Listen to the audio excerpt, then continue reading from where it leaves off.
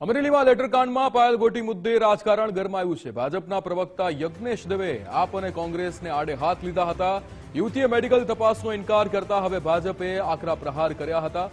આપ અને કોંગ્રેસે રાજકીય વેગ આપવાનો પ્રયાસ કર્યો છે। યજ્ઞેશ દવેનું નિવેદન, તેમણે કહ્યું કે યુવતીના નામે રાજકીય ફાયદો લેવાનો પ્રયાસ છે। યુવતી મેડિકલ તપાસ માટે પહેલા તૈયાર થઈ અને પછી ઇનકાર કર્યો। યુવતી સાથે અત્યાચાર થયો હશે તો કાર્યવાહી કરવા સરકાર કટિબદ્ધ છે।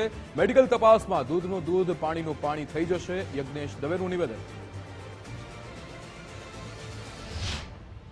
તો ગુજરાત રાજ્યના મુખ્યમંત્રી શ્રી ભૂપેન્દ્રભાઈ પટેલ અને ગુજરાતના ગૃહમંત્રી શ્રી હર્ષભાઈ સંઘવીએ એક પોલીસની ટીમ મોકલી, સાથે એક મેડિકલ ટીમ પણ મોકલી અને દીકરીને મેડિકલ માટે લઈ જવાની વાત કરી।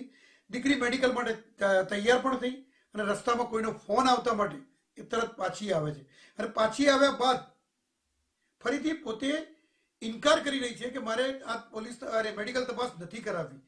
છતાં પોલીસે એને વિનંતી કરી કે તમે જો કહેતા હોય તો તમારા ઘરે મેડિકલની ટીમ બોલાવીએ, લેડી ડૉક્ટરની ટીમ બોલાવીએ, એની સાથે તમે તપાસ કરાવો કે તમને પટ્ટા માર્યા છે કે નહીં।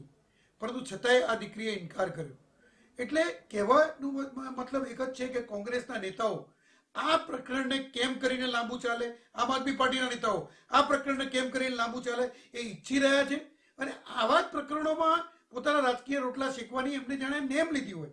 જેમ કચ્છનો બનાવ હતો તો કચ્છમાં એક વ્યક્તિ નકલી ઈડી બનીને ફરતો હતો, એમાં પણ આમ આદમી પાર્ટીના નેતાઓ ત્યાં રાજકીય રોટલા શેકવા પહોંચી ગયા હતા। હું આ સાથે એક વિડીયો પણ મોકલું છું, જે વિડીયોની અંદર સ્પષ્ટ આ દીકરી કહી રહી છે કે મારે હવે મેડિકલ તપાસ નથી કરાવી।